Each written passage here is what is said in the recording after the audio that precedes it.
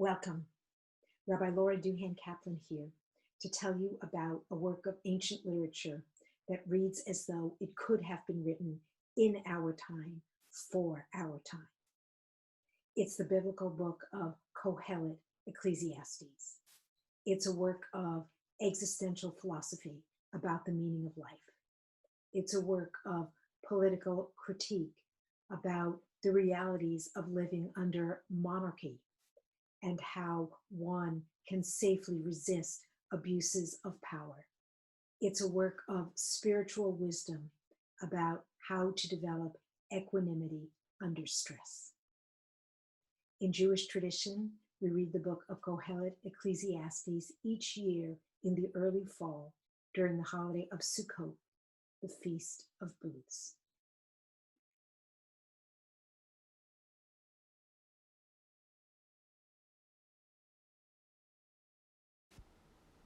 First, I'll share with you a short slideshow set to music that presents the basic line of thinking in the book. Then, I'll take you back through the same slides, more slowly and without the music, as I talk about the ideas, the mysteries of the book's authorship and intent, and why it's so relevant for our time. The music you'll hear is written and performed by the band Pharaoh's Daughter, and the vocals are by cantor Basia Schechter. They have set to music the first few powerful lines of the book.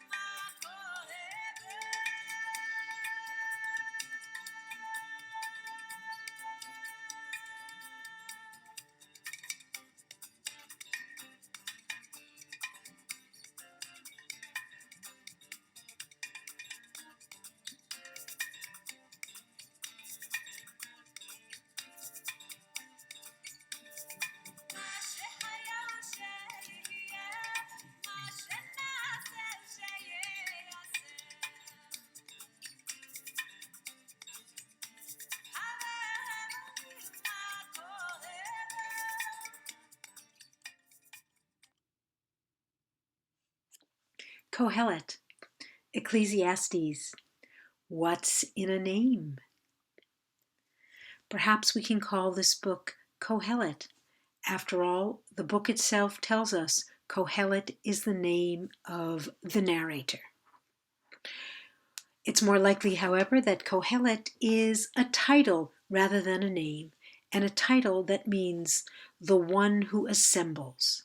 It's from the Hebrew root kahal, which means congregation, the letters kuf, he, and lamed.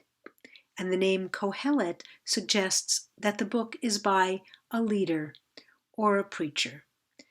And the author definitely presents themselves as having an authoritative voice and a distinguished past. We can also call the book by its Latin name, Ecclesiastes, which means of the church, but is based on a Greek root that means a member of the assembly. If you think of the book as titled Ecclesiastes, then perhaps you might think it's not necessarily the cynical words of a great preacher, but it's really a book that gives us insight into anyone's journey. And that invites us to focus not on the life story of the book's narrator, but on how the message resonates with ordinary people in their lives. Utter futility, said Kohelet. Utter futility. All is futile. What real value is there for a human being in all the gains he makes beneath the sun? One generation goes, another comes, but the earth remains the same forever. The words, utter futility. The Hebrew word is havel havalim, or in its standalone form as a single word, hevel. Hevel literally means vapor or breath. Havel havalim means the most vapory of vapor, insubstantial as a breath. And here's an interesting intertextual note. This word hevel is the name of the biblical character we know in English as Abel, a character whose life is short and fleeting. He's born, he serves God well, he is murdered. His life was short and insubstantial as a breath. How do we get from a word that means breath or vapor to a word that means futility, or as we see in most translations, vanity, vanity of vanities? The Septuagint, a 2nd century BCE Greek translation of the Bible, translates hevel as mataiotes, which means aimless or transitory. And the Vulgate, a 4th century Latin translation of the Bible, translates the word as vanitas, which literally means emptiness. But in English, vanity is also related to being narcissistic and pretentious, suggesting that all of life is just a posture. So you can read the book thinking that its topic sentence is vanity of vanities. Life is all about faking your way through. Or you can think of the opening topic sentence as saying, everything is as insubstantial as a breath. You decide as the book continues. Only that shall happen which has happened. There is nothing new under the sun.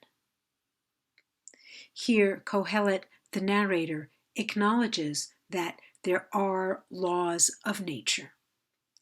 And this view, this respect for the laws of nature, is a staple of wisdom literature, as per James Kugel. And now that Kohelet has acknowledged the importance of laws of nature, he begins to talk about his investigation into those laws of nature. And in his presentation, he will use a few different literary genres. There will be some autobiographical writing, some repetitive poetic litanies, some meshalim, two-part proverbs to decode. And throughout, there is also a sense that Kohelet is offering an ethical will, a summary of the most important things he has discovered in life that he would like to pass on to future generations to understand. Some scholars call this genre a royal testament. In the process of sharing the results of his investigation, Kohelet will give over quite a bit of wisdom, spiritual wisdom and political wisdom. And Kohelet will also question many of the premises of wisdom literature. For example, Kohelet questions whether people can ever attain wisdom, whether it's actually helpful to have wisdom, and whether we can really say it makes a difference to the afterlife, since we actually have no idea what the afterlife is except through hearsay. For the next few slides, where Kohelet begins to explain his journey, please just appreciate how contemporary his autobiography is. Kohelet says, "I set my mind to study and to probe with wisdom all that happens under the sun." Kohelet starts out with the highest goal, the highest aspiration, to become learned, to become knowledgeable, to become wise. And, Kohelet says, "I learned that this was the pursuit of wind, for as wisdom grows, vexation grows. To increase learning is to increase heartache." As Kohelet begins the search for wisdom, or continues the search for wisdom, Kohelet finds searching for wisdom is literally like trying to catch something that cannot be caught. You only feel it when it's moving. It isn't even a thing in itself. Why does Kohelet say that wisdom increases heartache?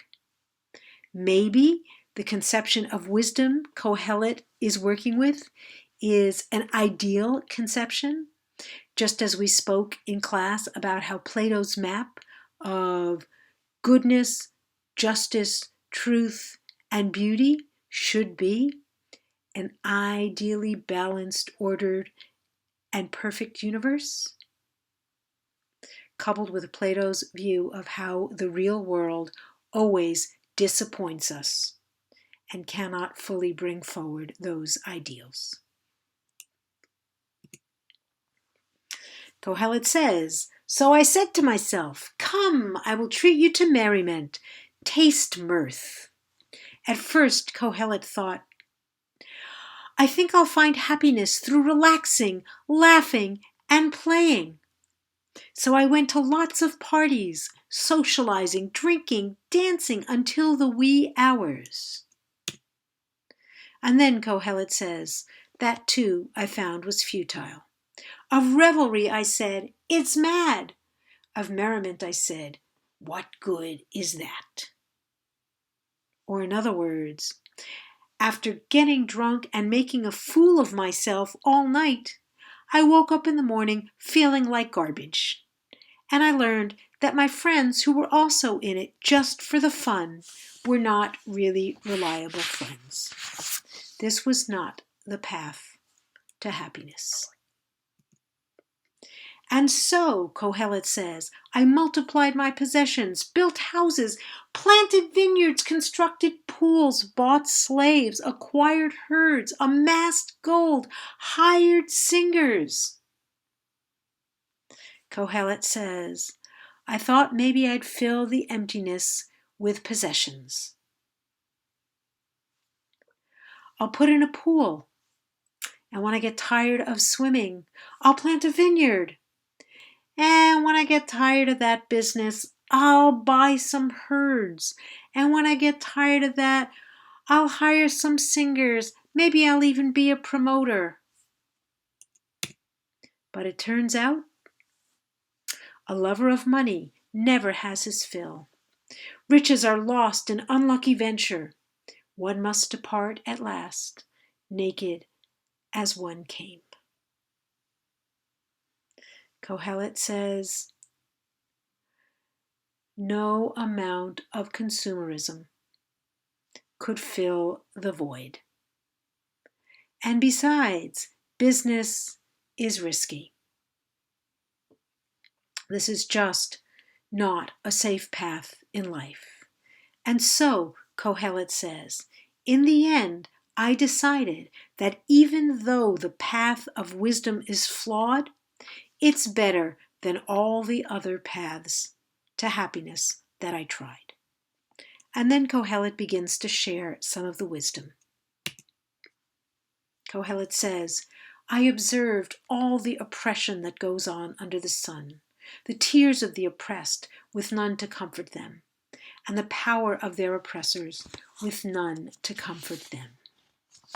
Kohelet says, the world is run by a handful of rich and powerful people, and this is one of those laws of nature, the way it always was, the way it always will be.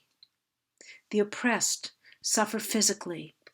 The oppressors suffer spiritually, always trying to fill the emptiness by gaining wealth and power, and never succeeding.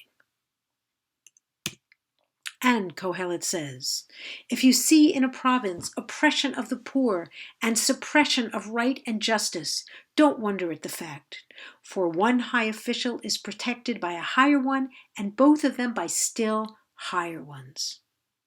Or, in plain English, corruption is really obvious, but it is very hard to overthrow. But, Kohelet says, don't lose hope, because people united can sometimes succeed in grassroots action. Or, as Kohelet puts it, two are better off than one. When two lie together, they are warm. Should they fall, one can raise the other. A threefold cord is not readily broken.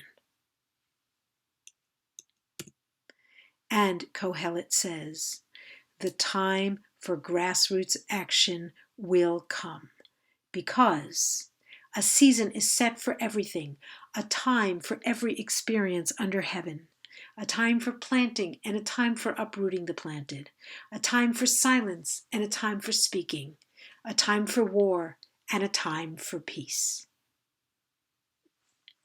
These cycles, Kohelet says, are built into the laws of the universe.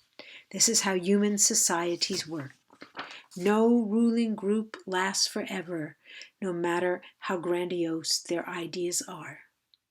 And it's also, if you follow the plain meaning of the words, how individual lives work. Whatever is troubling you, this too shall pass. Because, Kohelet says, the action of even the righteous and the wise are determined by God. Humans know none of these in advance. None! Human hearts are full of sadness and minds of madness while they live, and then the dead know nothing. Kohelet says there is really no point in wasting energy being arrogant. It's not that we don't have any free will. If we had no free will, there would be no point in giving you any wisdom or advice. But even when we exercise our free will, we are fulfilling the laws of nature. And sometimes, as we'll see when we're studying the key words later, Kohelet thinks of God as the creator and maintainer of the laws of the universe. And he seems to think of God in a fairly impersonal, non-anthropomorphic understanding, which some people think pervades early wisdom literature. Here, God is literally the matrix, the hidden structure of the universe. And this structure, called God, Elohim, determines everything that happens. Not necessarily in the sense of watching out for every detail in every creature's life, but in an overall sense of determining laws of psychology, sociology, and cycles of nature. This is not the understanding of God that is found everywhere in the Tanakh, but particularly in Ecclesiastes Kohelet. Still, Kohelet says, given that we have control only over a limited range of things, let's focus on them and make them good. Be here now. Whatever it is in your power to do, do it with all your might. Eat your bread in gladness. Let your clothes be freshly washed. Enjoy happiness with a spouse you love. For that, these things alone are what you can get out of life. Be here now, even if we don't know what rewards our simple actions will bring in the long term. As Kohelet says, the race is not won by the swift, nor the battle by the valiant, nor is bread won by the wise, nor wealth by the intelligent, nor favor by the learned. We think this is the case, but we don't know. We don't know what rewards our actions will bring, even in the afterlife.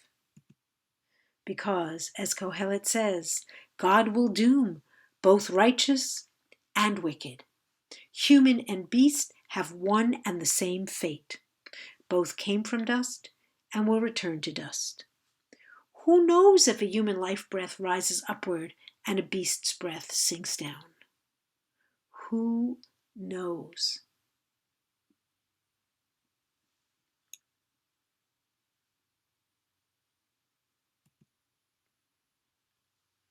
The secret of what happens is elusive and deep.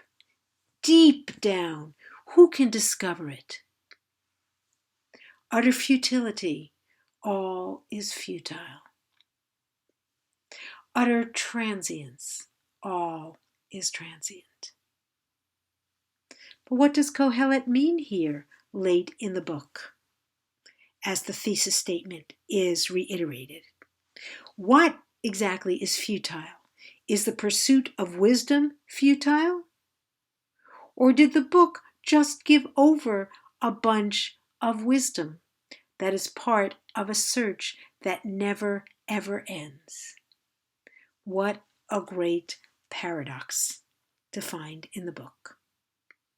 And oddly, the book ends with the following words: the sum of the matter, when all is said and done, revere God and obey God's commandments. Revere God and observe God's commandments. Some people think this is a later edition by an anxious editor who worried that the book was not pious enough.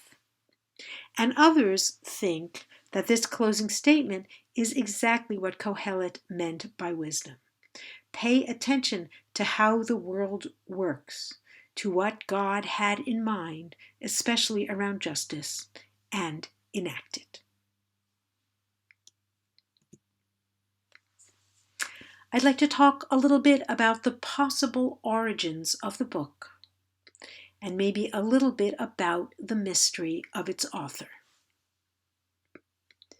Who is Kohelet?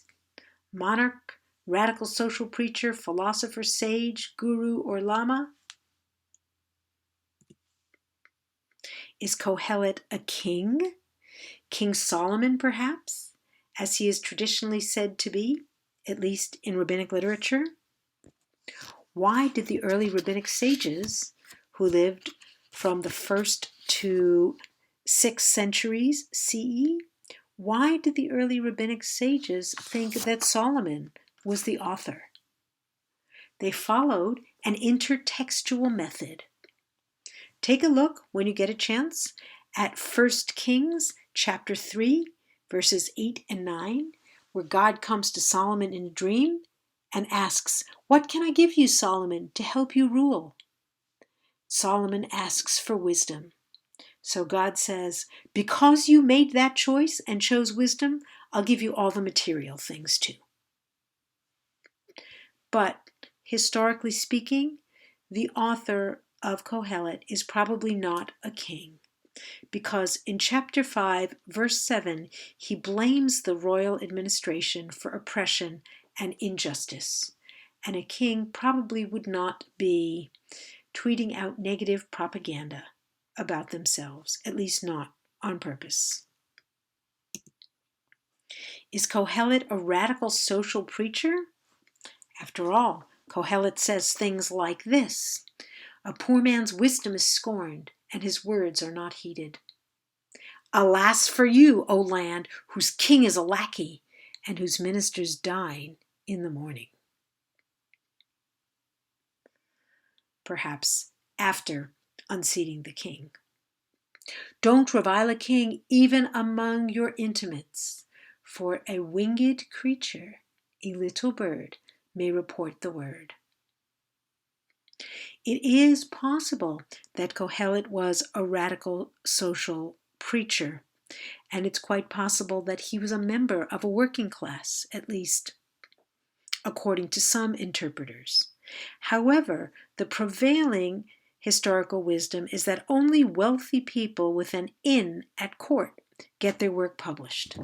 So some interpreters think that Kohelet may have been an official in the royal court, someone who was highly educated and well-placed, but also critical of the leadership, someone who could observe how things work and write critically about it, as long as they wrote anonymously and kept throwing in the buzzword that no one really knows for sure. Was Kohelet a philosopher? After all, Kohelet says, "I have set my mind to learn wisdom and to observe the business that goes on in the world."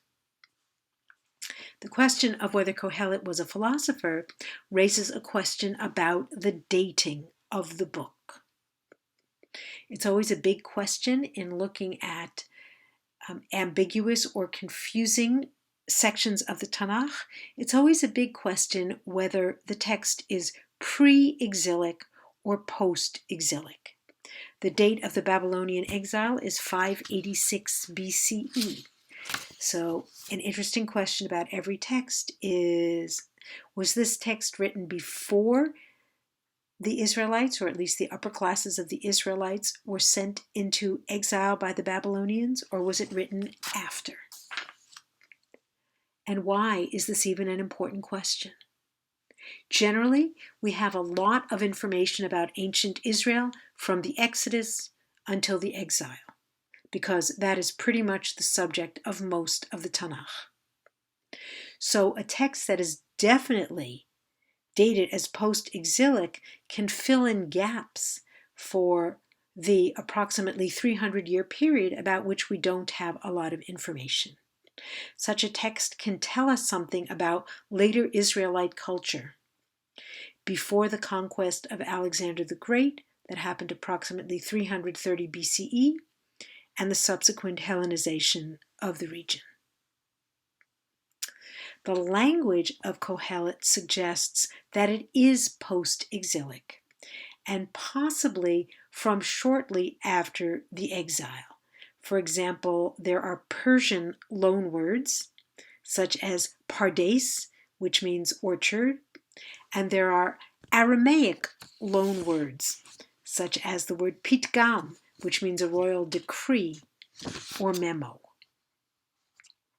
These are languages that became more widely spoken by Jews after the Babylonian exile. Just an aside, the Aramaic word pitgam, or decree, The Persian administration was really into bureaucratic memos, and you can see that parodied beautifully in the book of Esther. I leave it to you to make comparisons with contemporary times. So Kohelet's language suggests the book is recently put together shortly after the Babylonian exile. Not recently relative to our time, recent relative to the exile. But Kohelet's philosophy suggests that the book is a later post-exilic book, after the conquest of Alexander the Great. Because, like many works in popular Hellenistic philosophy, that is, philosophy influenced by Greek philosophy, Kohelet emphasizes gaining wisdom about how to live well using reason rather than revelation. For example, that word observe or see, in Hebrew ra'iti, he says it 18 times in the book. Some interpreters are even more specific about what philosophical ideas they see in Kohelet, and they say that Kohelet sounds like he's part of the school of Stoic philosophy. Go ahead and look it up. It doesn't just mean not feeling or reacting to anything. He sounds like he might be part of the school of Stoic philosophy because he seems to talk about preordination of events by God, restrictions on free will, and repetition of history in cycles, although he does give them his own twist. Could Kohelet have been a sage? That is, someone whose profession or major life hobby, mode of teaching, is to collect units of wisdom. After all, he's got plenty of mishalim here. Wisdom is superior to folly, as light is superior to darkness. A wise man has eyes in his head, whereas a fool walks in darkness. The end of a matter is better than the beginning of it. Better a patient spirit than a haughty spirit. I was thinking a little bit about this first mashal here. Wisdom is superior to folly, as light is superior to darkness. What is the difference between light and darkness? The world stays exactly the same, whether it's lit or it's in dark. The difference is we can walk around without bumping into things and without falling down. Wisdom is superior to folly because the wise person and the fool both make their way in the world. But the wise person does it without bumping into things and without falling down so often. During the light, most human beings who are diurnal creatures are awake. In the darkness, other creatures who are non-human, nocturnal creatures are awake. There is a way of being that is particularly suited to human beings who are awake during the hours of light.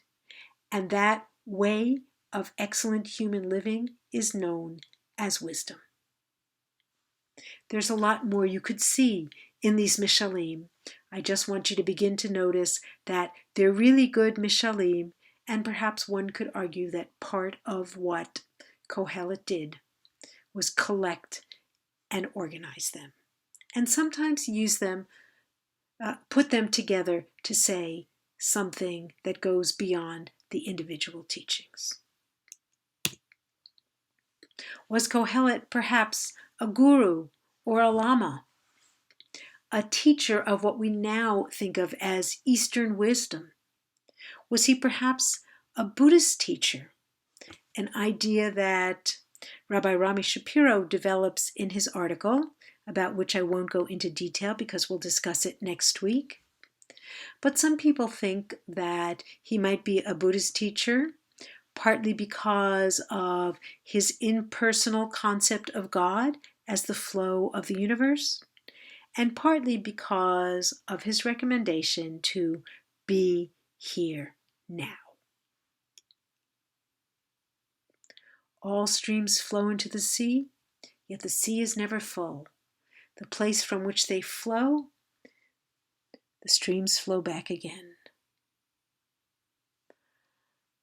All labor and skillful enterprise come from people's envy of each other. Don't let your spirit be quickly vexed, for vexation abides in the breast of fools. Be here now. There are so many unanswered questions about the Book of Kohelet. But in the end, isn't that exactly what the book says about life as well?